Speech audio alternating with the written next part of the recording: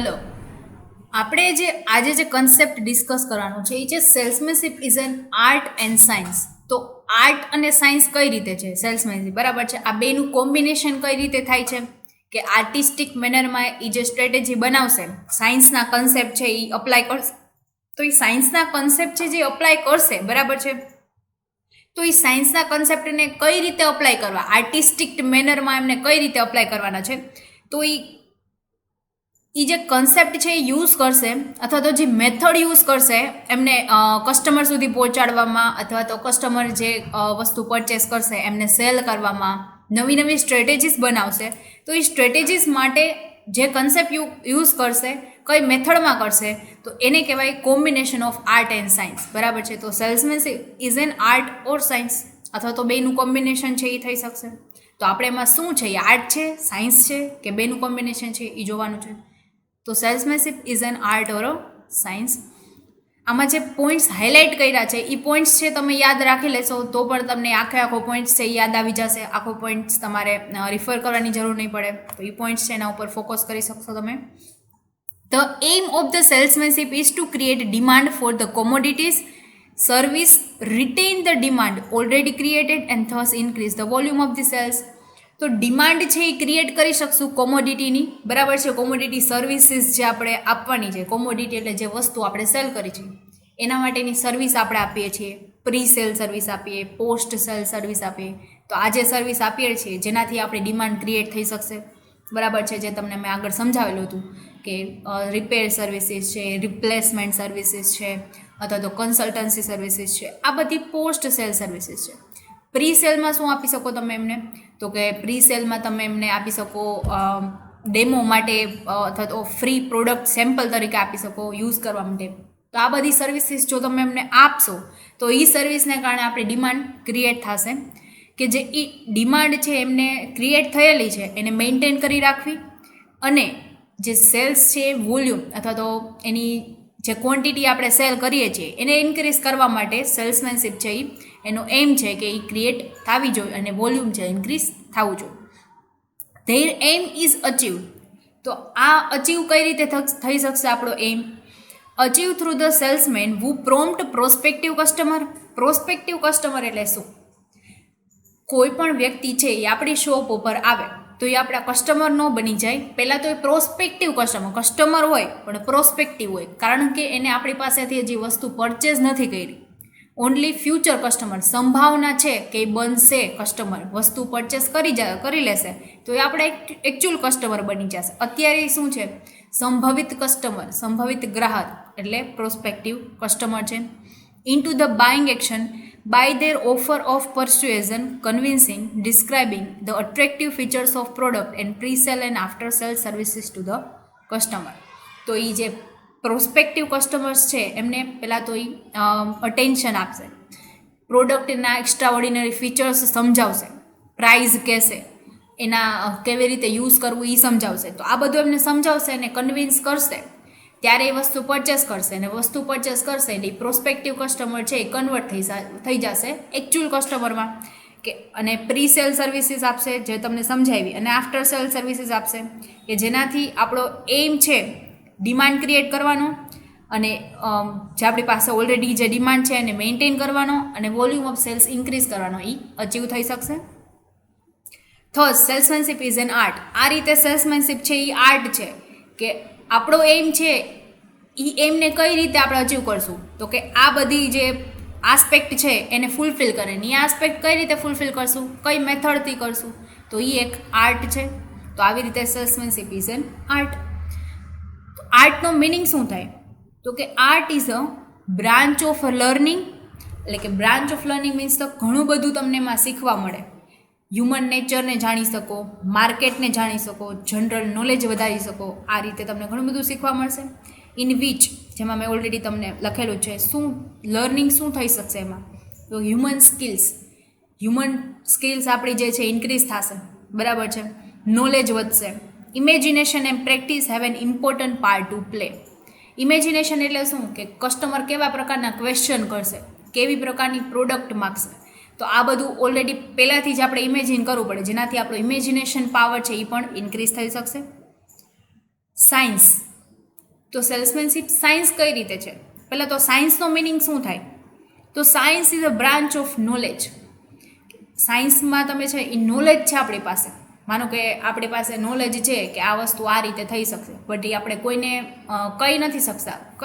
શું કામ નથી કહી શકતા? કારણ કે આપણી પાસે એટલું નોલેજ છે, પણ આપણે પ્રોવાઈડ કરવા માટેની મેથડ છે એ આપણે જાણતા નથી. એટલે કે આર્ટ નથી, પણ આપણી પાસે સાયન્સના આસ્પેક્ટ છે, આપણે સમજી લીધા, પણ આપણે કોઈને સમજાવી નથી શકતા. બટ સેલ્સમેનશિપમાં શું હોય કે એમને એ ખ્યાલ છે, એ નોલેજ એના આસ્પેક્ટ એમને ખબર છે, અને એ બીજાને પ્રોવાઈડ પણ કરી શકે, બીજાને પણ સમજાવી શકે, બાયર્સને કન્વિન્સ પણ કરી શકે. તો એ એક સાયન્સ છે કે આપણી પાસે નોલેજ હોવું જોઈએ. તો કેવું નોલેજ? તો based on the law of nature, કસ્ટમરનો behaviour, or built on the deviations from the facts or deduction from the self-evident truths. Mathematics, physics are the regarded as a science. કે અલગ અલગ સબ્જેક્ટના જે આસ્પેક્ટ છે, એમના knowledge છે, એ બધું જ છે એમને પહેલાં ડિટરમાઇન કરવાનું, એમને ફાઇન્ડ આઉટ કરી, અને કસ્ટમર બિહેવિયર કેવો હશે એ ફાઇન્ડ આઉટ કરી, એમને અન્ડરસ્ટેન્ડ કરી, એમનું સ્ટડી કરવાનું, એ નોલેજ છે એ પહેલાં ગેઇન કરવાનું, પછી એ આપણે કઈ રીતે પ્રોવાઈડ કરશું, એમને કઈ રીતે સર્વ કરશું, એ જે મેથડ છે એને કહેવાય આર્ટ. તો art can be develop to the some extent by labour and practice. તો આર્ટ ડેવલપ કઈ રીતે થઈ શકશે?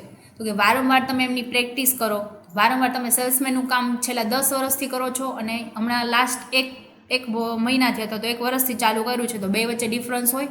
તો કે આ હોય, કારણ કે 10 વર્ષમાં તમને ઘણો બધો એક્સપિરિયન્સ થઈ ગયો છે. કેવા પ્રકારના કસ્ટમર આવશે, કસ્ટમર સાથે ડીલ કેમ કરવી, 1 વર્ષમાં એટલો ખ્યાલ ન આવે, બરાબર છે. તો પ્રેક્ટિસ જેમ વધશે એમ તમારા કન્સેપ્ટ ક્લિયર થશે, તો તમે સારી રીતે ડીલ કરી શકશો. તો આવી રીતે આર્ટ છે એ ડેવલપ થઈ શકે.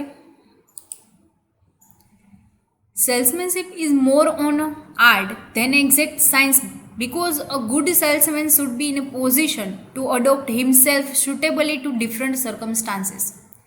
કે સાયન્સ તો નોલેજ છે, કે તમારી પાસે નોલેજ છે પણ એને સર્વ કરવું છે, તો એ આર્ટ છે, બરાબર છે. તો વધારેમાં વધારે સેલ્સમેનશિપ છે એ આર્ટ ઉપર ડિપેન્ડ છે, કારણ કે તમારી પાસે જેટલું નોલેજ છે એવી જ સિચ્યુએશન આવશે એવું આપણે કહી ન શકીએ, એવું શ્યોરિટી નથી. એટલા માટે અલગ અલગ ડિફરન્ટ સિચ્યુએશન આવશે, એ રીતે તમારે તમારા નોલેજ છે એમને અપ્લાય કરવાનું છે, સ્કિલ્સથી તમારી એ જે કન્ડિશન છે એમને હેન્ડલ કરવાની છે. તો અલગ અલગ સર્કમસ્ટાન્સીસ તમે સ્મૂથલી કઈ રીતે હેન્ડલ કરી શકશો? તો એ જે સ્મૂથલી હેન્ડલ કરવાનું જે કન્સેપ્ટ છે એને કહેવાય આર્ટ, બરાબર. એટલે મોર ડિપેન્ડ કોના ઉપર છે સેલ્સમેનશિપ? તો કે આર્ટ ઉપર છે. The principle of salesmanship are concern with the psychology of the customer. તો કસ્ટમરની જે ફિઝિકોલોજી છે, પ્રિન્સિપલ્સ જે સેલ્સમેનના છે એમને ફોલો કરવાના, કસ્ટમરના બિહેવિયર, એમની ઇમોશન્સ, એમની વોન્ટ્સ, એ આપણે કસ્ટમરની જે ચેન્જ આવતા હોય એની વોન્ટ્સમાં, એ બધાને અન્ડરસ્ટેન્ડ કરી અને આપણા જે પ્રિન્સિપલ્સ છે એને અપ્લાય કરવાના છે. Salesmanship is an art of persuasion. It involves convincing the prospective buyers about the superior quality and usefulness of the particular product. જે તમને આગળના મેં ઓલરેડી પોઈન્ટમાં સમજાવી દીધું છે કે પ્રોસ્પેક્ટિવ બાયર્સ છે એમને આપણે એકચ્યુઅલ બાયરમાં કઈ રીતે કન્વર્ટ કરશું? તો કે એમના ક્વોલિટી સમજાવીને, પ્રાઇસ, એમનો નેચર પ્રોડક્ટનો બધું સમજાવીને, એક્સ્ટ્રા ઓર્ડિનરી ફીચર્સ સમજાવીને આપણે એમને પ્રોસ્પેક્ટિવમાંથી એકચ્યુઅલમાં કન્વર્ટ કરી શકશું. તો આ એક આર્ટ છે. It is a sincere and skillful presentation of accurate information about the product by the salesman to those who need to the product in such a convincing and persuasive manner that a sales is effective. જેનાથી cells છે affect થશે, એટલે કે cells increase થશે વારંવાર. આ જે sincerity છે એ મેન્ટેન કરી રાખવાની, એમની સ્કિલ છે એ ઇન્ક્રીઝ થાય એવા એમના એફર્ટ્સ કરવાના છે, બરાબર છે. એક્યુરેટ ઇન્ફોર્મેશન છે એ પ્રોવાઈડ કરવાની છે, એક્યુરેટ ઇન્ફોર્મેશન આપણે મેળવવાની છે, એ જ ઇન્ફોર્મેશન આપણે કસ્ટમરને આપવાની છે. તો જેનાથી આપણું સેલ્સ છે એ અફેક્ટ થાય છે, તો સેલ્સ ઇન્ક્રીઝ થશે. તો સેલ્સને રિલેટેડ જે કાંઈ પણ અફેક્ટ થતા હોય એવા જે કાંઈ પણ ફીચર્સ છે એ બધા ફીચર પહેલાં અન્ડરસ્ટેન્ડ કરવાના, અને એ ફીચર્સ સમજાઈ જાય આપણને એટલે આપણે એ કસ્ટમરને સમજાવવાના. તો એ છે મેન્ટેન થવું જોઈએ. વી મે therefore the conclude by saying that salesmanship is both art and science. નથી ખાલી આર્ટ કે નથી ખાલી સાયન્સ, બેયનું કોમ્બિનેશન છે. પણ બેયમાં વધારે વાઇટલ જે ઇમ્પોર્ટન્સ છે એ કોનું છે? તો કે આર્ટનું, કારણ કે આપણી પાસે નોલેજ છે એ આપણે સર્વ કરવાનું છે, એની મેથડ્સ છે એ કેમાં છે તો કે આર્ટમાં છે. એટલે વધારેમાં વધારે ડિપેન્ડ છે એ આર્ટ ઉપર છે, બટ બે કન્સેપ્ટ છે એનું કોમ્બિનેશન પણ છે એવું કહી શકીએ.